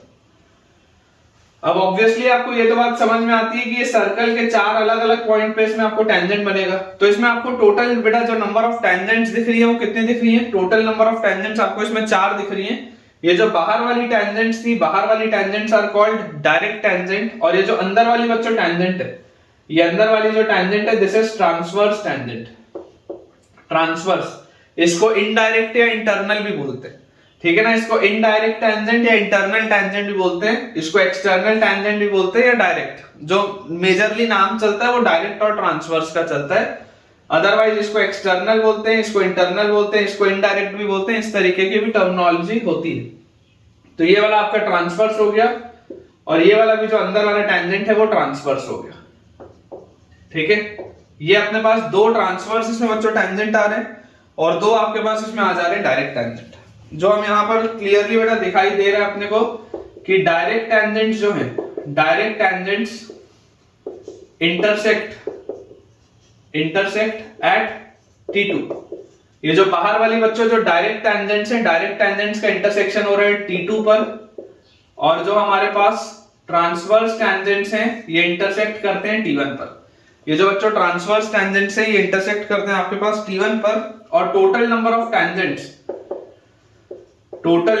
टेंजेंट्स इनमें कितनी हो जा रही है? Total number of tangents is 4, दो डायरेक्ट हैं, दो ट्रांसवर्स, ठीक है। ये बेसिक सी प्रोफाइल है जो अपने को समझ में आनी चाहिए। अब इसमें देखो अलग अलग बेटा अभी रिजल्ट्स भी आएंगे, अलग अलग रिजल्ट्स आपके पास क्या आएंगे। मैं भी आपको एक रिजल्ट चाहूं तो यहां पर भी बता सकता हूं, या मैं आपको बाद में बताऊंगा। जो देखो अपने पास ऐसे टोटल 5 केसेस आएंगे, केस 1 है ना, ऐसे 5 केस आएंगे। तो पहले मैं आपको पांचों केसेस बता देता हूं, उसके बाद जो जनरलाइज्ड रिजल्ट है वो भी आपको बताऊंगा, जो पांचों ही केसेस के लिए वैलिड होगा। तो इस केस में तो ये चीजें काम की है, आप इसे नोट कर लीजिए।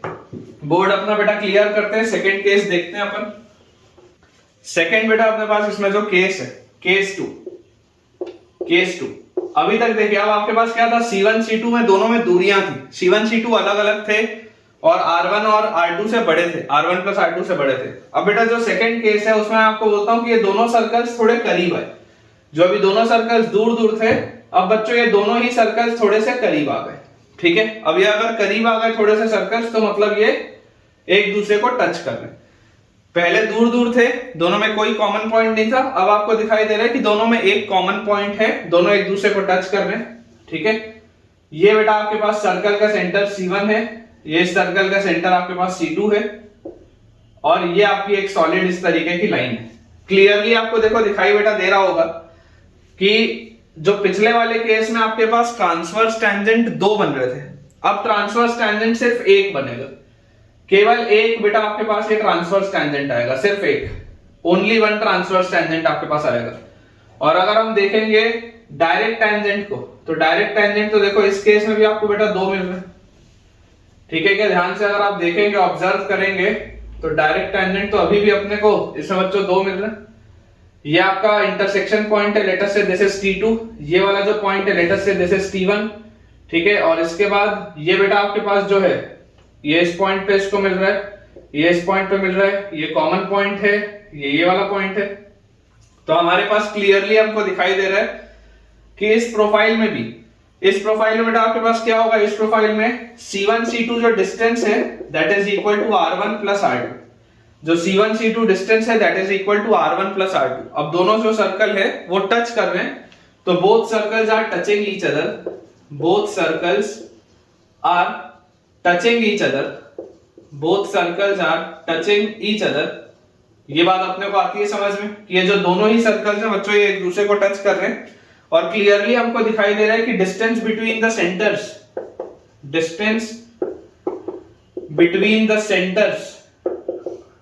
Of the two circles is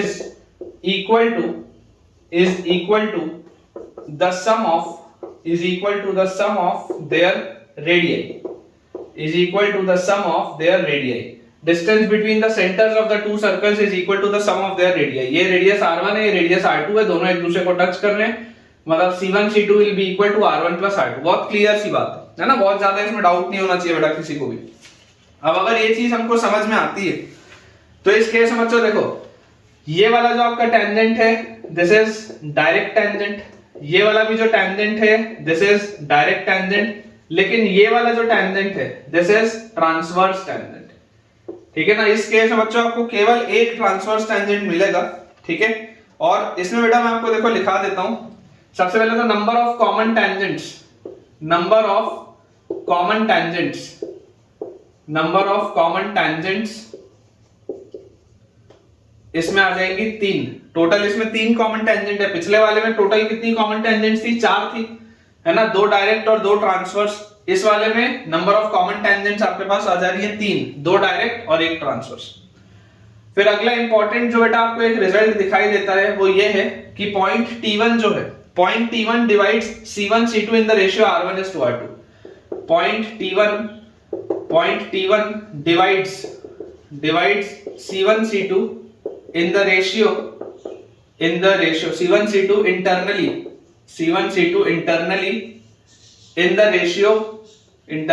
in the ratio R1:R2। ये जो बेटा C1 C2 को ज्वाइन करती हुई लाइन है, ये पॉइंट T1 इसको R1:R2 में डिवाइड कर रहा है। ये बात भी अपने को दिखाई दे रही है, इसमें कोई डाउट नहीं है। इंटरनल डिवीजन है R1:R2 में, एकदम क्लियर है। बेसिकली बच्चों ये वाला जो पॉइंट है ना, ये वाला पॉइंट हर जगह हर केस में वैलिड होगा। ये वाला पॉइंट जो मैंने आपको केस 1 बताया था उसमें भी आएगा। मैं एक बार पहले आपको पांचों केस बता देता हूं, उसके बाद मैं आपको डायरेक्टली इसको बेटा रिजल्ट एज अ रिजल्ट आपके लिए मैं प्रूव करूंगा। लेकिन आप अगर चाहें, अगर आपके पास स्पेस हो तो आप इस पॉइंट को केस 1 में भी लिख सकते हैं। This point is valid in case 1 also, कि जो T1 वाला पॉइंट है वो C1 C2 को उस केस में भी R1:R2 में डिवाइड करेगा। ठीक है ना, इस केस में तो करेगा ही करेगा, पिछला वाला भी जो केस था उसमें भी करेगा। मैं अभी पहले पांचों केस आपको बता देता हूं, फिर मैं जनरलाइज करके आपको बेटा बताऊंगा।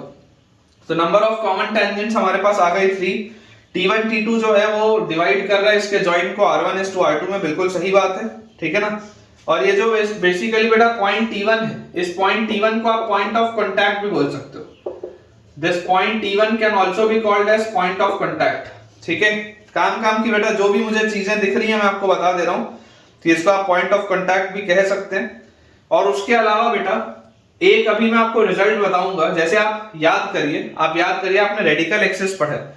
जब मैं आपको रेडिकल एक्सिस पढ़ा रहा था तब मैंने उसमें आपको एक पॉइंट भी लिखाया था कि अगर दो सर्कल्स आपस में एक दूसरे को टच कर रहे होते हैं, जब भी बच्चों दो सर्कल्स आपस में एक दूसरे को इस तरीके से टच कर रहे होते हैं तो रेडिकल एक्सिस क्या होती है? Radical axis is the common tangent between them. याद करिए, जब मैं आपको रेडिकल एक्सिस बताया था तब मैंने आपको बताया था कि अगर इस तरीके से दो सर्कल होंगे तब भी ये कॉमन टेंजेंट आएगा, और अगर इस तरीके से दो सर्कल होंगे तब भी ये कॉमन टेंजेंट आएगा। ये जो कॉमन टेंजेंट आते हैं इन दोनों ही केसेस में, चाहे ऐसा वाला केस हो जिसमें एक्सटर्नल टचिंग हो रही हो, चाहे ऐसा वाला केस हो जिसमें इंटरनल टचिंग हो रही हो, अभी ये आएगा, एक केस में ये भी आएगा। तो ये दोनों ही केसेस में ये जो ट्रांसवर्स टेंजेंट होता है, this is basically your radical axis which is nothing but S1 - S2 = 0। ठीक है, ये आपका सर्कल S1 है, ये आपका सर्कल S2 है। Transverse tangent is nothing but radical axis which is S1 - S2 = 0। ये मैं आपको ऑलरेडी रेडिकल एक्सिस में बच्चों पढ़ा चुका हूं कि ये जो आएगा this will be your transverse tangent. ठीक है, ये दोनों ही केसेस में जो कॉमन टेंजेंट निकल के आता है, दोनों ही केसेस में बच्चों ये जो कॉमन टेंजेंट निकल के आता है ये रेडिकल एक्सिस होती है व्हिच इज S1 - S2। तो आई होप आपको बेटा ये वाला पॉइंट बढ़िया से क्लियर हो गया होगा। तो दो केस हम कर चुके हैं, अब हम थर्ड केस देखते हैं। अब बेटा देखो, केस 2 के बाद अगर हम केस 3 समझें तो देखो केस 1 में क्या था, दोनों सर्कल अलग अलग थे। केस 2 में थोड़ा सा करीब है। ठीक है, अब केस 3 में क्या होगा? केस 3 में इस तरीके का केस बनेगा कि आप उसको ऐसे पास लाते लाते आप उसको और पास ले आए। ठीक है, तो ये आपके पास बनेगा केस 3। देखिए यहां पर इसको अपन थोड़ा सा बेटर बना लेते हैं फिगर को, क्योंकि ये थोड़ा सा अदरवाइज टिल्टेड बन जाएगा फिगर। तो मैं इसको थोड़ा सा क्लियर करके दोबारा बनाता हूं बेटा आपके लिए। देखिए अगर हम केस 3 देखें तो ये आपके पास एक सर्कल है और ये आपका बेटा दूसरा सर्कल है।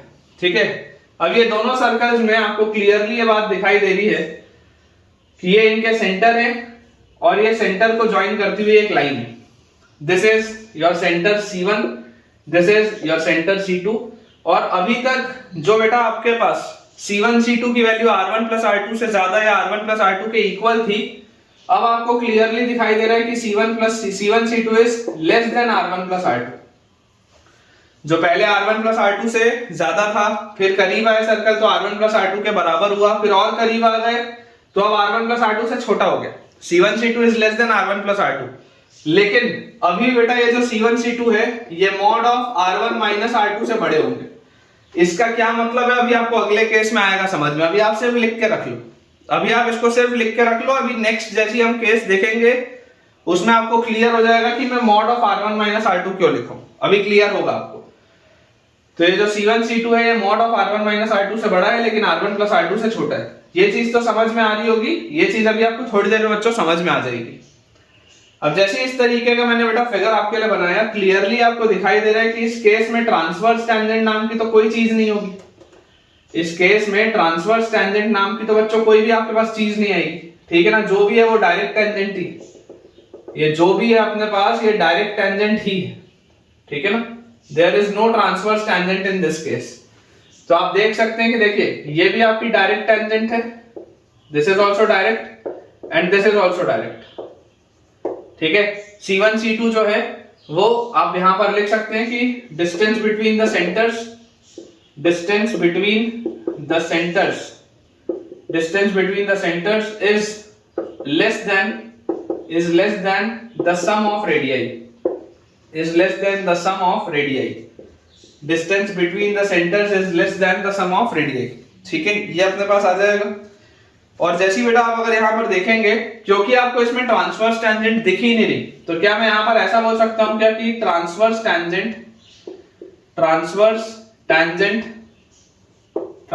Tangent is imaginary. इस केस में तो है ही नहीं, रियल ट्रांसवर्स टेंजेंट तो है ही नहीं, तो transverse tangent is imaginary in this case. Transverse tangent जो होगी बच्चों that will be imaginary, exist नहीं करती होगी, रियल नंबर लाइन में आपको दिखेगी नहीं। Transverse tangent will be imaginary in this case and अपने पास only two direct common tangents, only two direct common tangents। यहां पर अपने पास केवल बेटा आपको दो मिलेंगी tangents which will be direct tangents, ठीक है ना, ट्रांसवर्स टेंजेंट नहीं होंगी। तो total number of common tangents, total number of common tangents हमारे पास इस केस में कितनी आ गई, total number of common tangents बच्चों हमारे पास इस केस में आ जाएंगी 2, जो कि ये डायरेक्ट कॉमन टेंजेंट्स अपने पास हैं और ट्रांसवर्स कॉमन टेंजेंट तो अपने पास होगा भी, ठीक है। तो एकदम क्लियर होना चाहिए बेटा, केस 3 भी कोई बहुत बड़ी बात नहीं है। नेक्स्ट देखते हैं थर्ड केस के बाद बच्चों जो फोर्थ केस अपने पास लिखा हुआ है केस 4। केस 4 अगर हम देखें तो केस 4 बेटा अपने पास लिखा हुआ है कि अब आपको समझ में आएगा कि mod of R1 minus R2 होता क्या। तो आप इमेजिन करिए ये आपके पास एक सर्कल है और बच्चों ये आपके पास है दूसरा सर्कल, है ना, ये अपने पास दूसरा सर्कल है। इस तरीके से यहां पर ये टच हो रहा है, ये इस सर्कल का सेंटर है, ठीक है, और ये आपके पास इस तरीके का प्रोफाइल एक बना हुआ है। ये अपने पास बेटा प्रोफाइल, बड़ा एक सर्कल है उसके अंदर ये छोटा सर्कल है। लेट अस से this is circle S1 and this is circle S2। Clearly मुझे दिखाई दे रहा है कि ये इसका सेंटर है C1, ये इसका सेंटर है C2 और ये आपका पॉइंट है जहां पर ये टच हो रहा है। अभी भी टचिंग हो रही है लेकिन इस केस में इंटरनल टचिंग हो रही है। सर्कल अंदर जो एंटर कर रहा था, अभी वाला सर्कल इसके अंदर है पूरा। तो इस केस में देखो आपको क्या दिखाई दे रहा है, इस केस में आपको दिखाई दे रहा है कि C1 C2 is equal to mod of R1 minus R2। क्योंकि C1 से लेकर यहां तक बेटा देखो ये वाला जो डिस्टेंस होगा, ये डिस्टेंस R1 होगा, ये डिस्टेंस R2 होगा। यहां से लेकर यहां तक ये पूरा डिस्टेंस R1 होगा और ये इतना डिस्टेंस जो होगा ये R2 होगा। तो ये जो दोनों के बीच की दूरी आएगी वो क्या आएगी, टोटल R1 माइनस R2। ये जो दूरी आएगी C1 C2 की that will B R1 minus R2। तो क्योंकि आप इसको अंदर इसके इंसर्ट किए तब ये R1 माइनस R2 के बराबर हुआ है। तो जब तक ये थोड़ा बाहर था तब तक ये R1 माइनस R2 से बड़ा रहा होगा। इसीलिए मैंने पिछले केस में लिखा था कि C1 C2 is greater then mod of R1 minus R2 लेकिन less than R1 plus R2। तभी मैंने आपको बोला था कि आप एक केस का और इंतजार करिए तो आपको समझ में आ जाएगा कि mod of R1 minus R2 से मैंने उसमें बड़ा क्यों लिखा था। तो अब आपको क्लियर होगा बेटा, क्योंकि इस केस में देखो ये mod of R1 minus R2 के बराबर है, ठीक है ना। जब ये सर्कल पूरा इसके अंदर आ चुका है तो इस केस में इसके बराबर है। इसका मतलब इसके पिछले वाले केस में क्या रहा होगा, इससे बड़ा रहा होगा, ठीक है।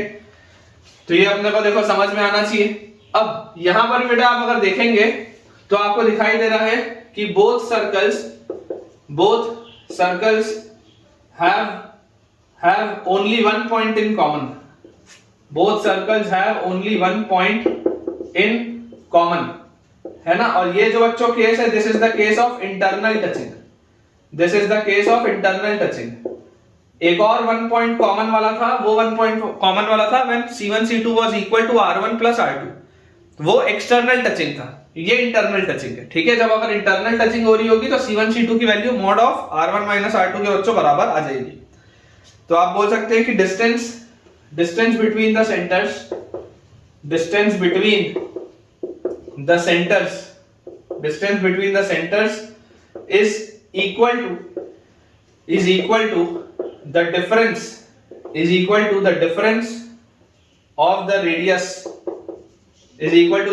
of the radius of two circles, ठीक है क्या। Distance between the centres is equal to the difference in the radius of the two circles, ठीक है। तो इस केस में बेटा अगर आप ऑब्जर्व ध्यान से करेंगे, इंटरनल टचिंग का ये केस है, तो नंबर ऑफ अगर आप कॉमन टेंजेंट्स की बात करेंगे तो बेटा देखो अंदर वाले पॉइंट्स में तो कहीं पर भी कॉमन टेंजेंट आ ही नहीं सकता। इसका भी सिर्फ और सिर्फ आपके पास एक आएगा कॉमन टेंजेंट, ये आपके पास आएगा कॉमन टेंजेंट, ठीक है ना, ओनली वन कॉमन टेंजेंट। अब मेरा आपको ये बोलना है कि आप इसको ना डायरेक्ट बोलो ना आप इसको ट्रांसवर्स बोलो, उसमें आप कमेंट ही मत करो। इस वाले केस में आप डायरेक्ट और ट्रांसवर्स की बेटा कहानी में जाओ ही मत। सिंपल आपके पास सिलेबस में क्या आएगा, ऐसे केस में टेंजेंट कितने होते हैं, टेंजेंट एक होती है। क्लियरली आपको दिखा है कि इस केस में आपके पास केवल एक कॉमन टेंजेंट आएगा, और ये वाले भी केस में जो कॉमन टेंजेंट होगा this will be basically the radical axis which is s1 s2 is equal to 0। ये चीज मैंने आपको बताई। दो केसेस होते हैं, एक इंटरनल टचिंग में एक एक्सटर्नल टचिंग में। दोनों ही केसेस में जो रेडिकल एक्सिस होती है वो आपकी कॉमन टेंजेंट को दर्शाती है। जब वहां पर आपके पास बेटा था एक्सटर्नल टचिंग, उस समय जो रेडिकल एक्सिस थी that was transverse common tangent, लेकिन ये वाले केस में आप उसको सिर्फ कॉमन टेंजेंट बोलो, ठीक है। तो ये अपने को बेटा समझ में आना चाहिए। तो आप इसमें बेटा ऐसा बोल सकते हैं कि देखिए इस केस में दो टेंजेंट्स तो इमेजिनरी होंगी, टू टेंजेंट्स आर इमेजिनरी। जो अंदर वाली टेंजेंट्स होती, जो बच्चों अंदर वाली टेंजेंट्स होती वो इमेजिनरी होती, तो two tangents are imaginary but two real tangents are coincident are coincident।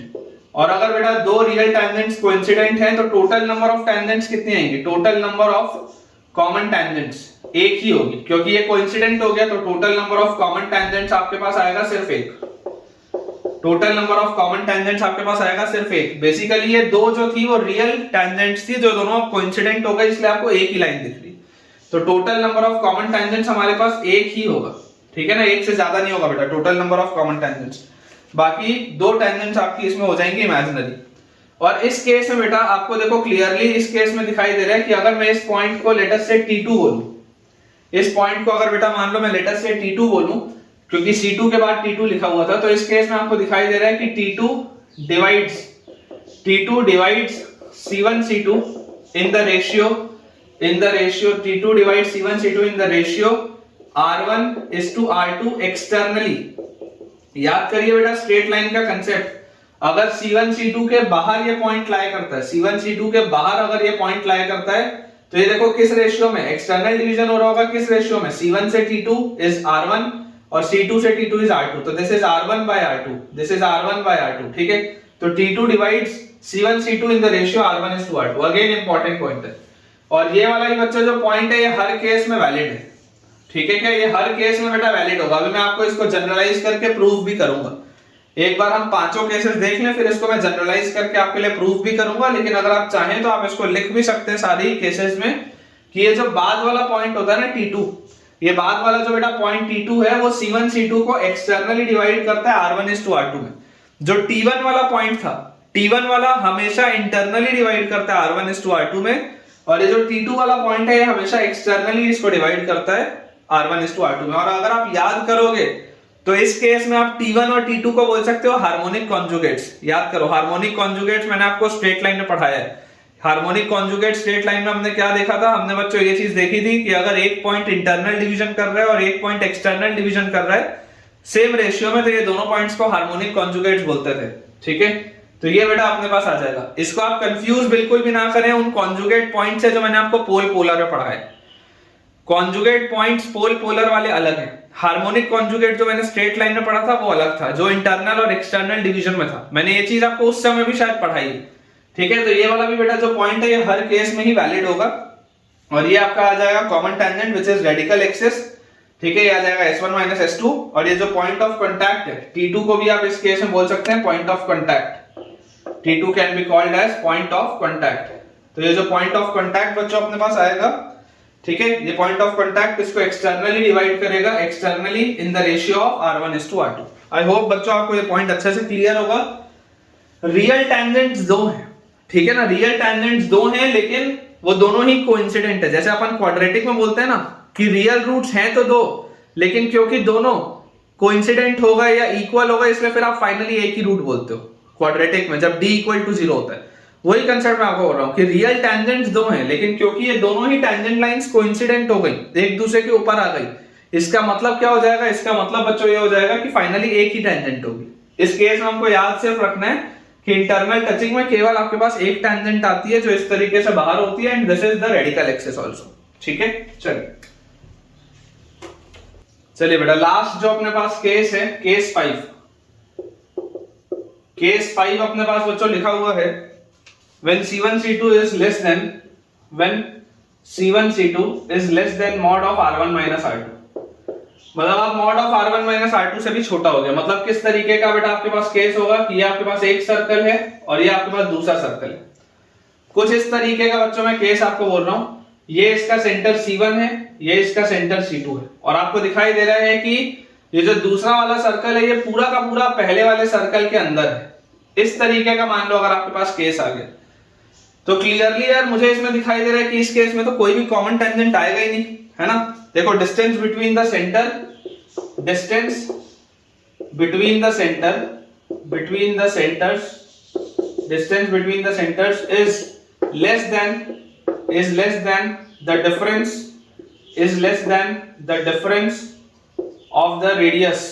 is less than the difference of the radius of the two circles। Difference of the radius of the two circles, ठीक है क्या। Distance between the centres is less than the difference of the radius of the two circles. और इस case में बच्चों आपको clearly दिखाई दे रहा है कि one circle lies completely inside the other, lies completely inside the other, ठीक है। One circle lies completely inside the other, ठीक है ना। One circle lies completely inside the other, ये अपने पास बच्चों इसमें बोला जा रहा है। क्लियरली आपको इस केस में दिखाई देता है कि ऑल द फोर टैंजेंट्स जो बेटा चारों की चारों टैंजेंट्स है, all the four tangents are imaginary in this case. All the four tangents are imaginary in this case, क्योंकि इसमें बच्चों कोई भी टैंजेंट तो एग्जिस्ट ही नहीं करेगी, कोई भी टैंजेंट का तो सवाल ही नहीं उठता। तो all the four tangents are imaginary in this case. तो नंबर ऑफ कॉमन टैंजेंट्स, मान लीजिए अगर आपसे पूछा जाए कि total number of common tangents बताइए कितनी है, total number of common tangents बताइए कितनी है, तो बच्चों total number of common tangents आप बोलेंगे 0। इस केस में total number of common tangents will be 0। तो आई होप अगेन ये वाला भी पॉइंट बहुत बढ़िया तरीके से आपको क्लियर होगा। तो इसके साथ बेटा ये देखो पांचों पॉइंट्स अपन ने कर लिए। अब ऐसा अपन करते हैं कि इसमें बेटा देखो कुछ चीजें और हैं जो मैं आपको बोला था कि जनरलाइज्ड अपन रिजल्ट देखेंगे, लेकिन मुझे ऐसा लग रहा है कि आज का लेक्चर नहीं तो ज्यादा लेंथी हो जाएगा, तो अपन आज के लिए इतने में ही वाइंड अप करते हैं। और ये बहुत श्योरिटी से मैं बोल सकता हूं कि हमारा जो बेटा नेक्स्ट लेक्चर होगा, नेक्स्ट लेक्चर में हमारा थ्योरी पूरा कंप्लीट हो जाएगा। 99.9% जो थ्योरी है वो बेटा मैंने कंप्लीट आपके लिए कर ही दिया है, बहुत ज्यादा बचा नहीं है। लेकिन नेक्स्ट लेक्चर में पूरी थ्योरी कंप्लीट हो जाएगी और फिर मैं आपको कुछ क्वेश्चंस की प्रैक्टिस भी कराऊंगा, और उसके बाद हम 1 या 2 लेक्चर मैक्सिमम और लेंगे। मतलब आप मान के चलिए कि आज के लेक्चर के बाद मैक्सिमम 3 लेक्चर्स। अगले लेक्चर में थ्योरी खत्म, कुछ सवालों की प्रैक्टिस, और उसके बाद 2 लेक्चर में सिर्फ क्वेश्चंस की प्रैक्टिस, जिसको अपन कोशिश करेंगे कि अपन थोड़े लेंथी लेक्चर्स रखें, और उसमें बढ़िया से बेटा सर्कल्स आपका फिनिश हो जाएगा। और मुझे पूरी उम्मीद है कि आज मैंने आपको जितना बेटा पढ़ाया है, जो मैंने आपको इंपॉर्टेंट पॉइंट्स बताए हैं कि ऑर्थोगोनल सर्कल, रेडिकल सर्कल क्या होता है, या उसके अलावा ये जो मैंने कॉमन टेंजेंट्स वाली बात बताई है, आपको बहुत अच्छे से समझ में आया होगा। मैंने आपको बेटा पहले ही बताया था कि जब हम सर्कल्स कंप्लीट करेंगे, तो सर्कल्स कंप्लीट करने के बाद ऑलमोस्ट 1 महीने के लिए या कम से कम 3 हफ्तों के लिए क्लास 11th के जो वीडियोस हैं वो आना बंद होंगे। क्योंकि अभी बोर्ड एग्जाम का समय है 10th और 12th का, तो काफी सारे बच्चों का ये रिक्वेस्ट है कि भाई मैं वन शॉट वीडियोस उनके लिए पोस्ट करूं। तो मेरा ये प्रयास रहेगा कि या तो इसी चैनल में या किसी और नए चैनल में मैं आपके लिए वो वीडियोस पोस्ट करूं 10th और 12th के बच्चों के लिए, ताकि उनके बोर्ड एग्जाम्स की तैयारी अच्छे से हो पाए। और आपके बेटा अभी जेई में थोड़ा समय है, तो अगर आपका मैं 11th का सिलेबस थोड़ा सा लेट भी खत्म करूंगा तो कोई प्रॉब्लम नहीं। देखिए, मैंने इस चैनल को स्टार्ट किया था जुलाई में, तो उसके हिसाब से मैं अभी जिस पेस में चल रहा हूँ वो पेस काफी सही है। और इन केस मान लीजिए हमें आपका 11th का सिलेबस कंप्लीट करवाने में समय लगा, तो कोई दिक्कत की बात नहीं है। आप जहां पर भी बच्चों अभी पढ़ रहे होंगे, आप क्लास 12th के वीडियोस देखना स्टार्ट कर सकते हैं। जिस भी आप कोचिंग इंस्टीट्यूट में जाते हो या अगर आप सेल्फ पढ़ते हो, तो आप क्लास 12th के मेरे प्लेलिस्ट में से चेक कर दीजिए बेटा, वीडियोस देखना। Functions, relations and functions first chapter होता है जो कोई भी इंस्टीट्यूट में पढ़ाया जाता है 12th में, और उसके बाद फिर इनवर्स ट्रिग्नोमेट्रिक फंक्शन, फिर लिमिट्स, कंटिन्यूटी, डिफरेंशिएबिलिटी, फिर कंटिन्यूटी, और उसके बाद मोनोटोनिसिटी, और उसके बाद मैक्सिमा, मिनिमा, एओडी, ये तमाम चीजें लाइन से बेटा चलेंगी आपके लिए। तो आप अगर चाहें तो आप उनको भी देख सकते हैं। अदरवाइज एक आध महीने बाद जब हम सर्कल्स के बाद रिज्यूम करेंगे तो आपका बहुत बढ़िया तरीके से पूरा सिलेबस कंप्लीट होगा। 11th के भी बहुत सारे पोर्शंस नहीं बचे, कोनिक बचा है जिसमें पैराबोला, एलिप्स एंड हाइपरबोला है, और उसके अलावा परम्यूटेशन, कॉम्बिनेशन बचा हुआ है, और एक आध अगर और कोई चीज बाइनोमियल, आइनोमियल बचा होगा तो मैं करा दूंगा, कोई दिक्कत की बात नहीं है। आप बिल्कुल अश्योर्ड रहें कि इस चैनल में आपको सारी चीजें मिलेंगी। हो सकता है थोड़ा लेट हो जाए मिलने में, लेकिन मिलेगा जरूर, ये मेरी गारंटी है। तो अगर आपको आज का बच्चों लेक्चर अच्छा लगा है तो आप जरूर इस वीडियो को लाइक करें, चैनल को सब्सक्राइब करें, और दोस्तों के साथ बेटा रेफर करें इस वीडियो को भी और इस चैनल को भी, ताकि आपके साथ साथ उन बच्चों की भी बहुत बढ़िया तरीके से पढ़ाई हो पाए। Thank you.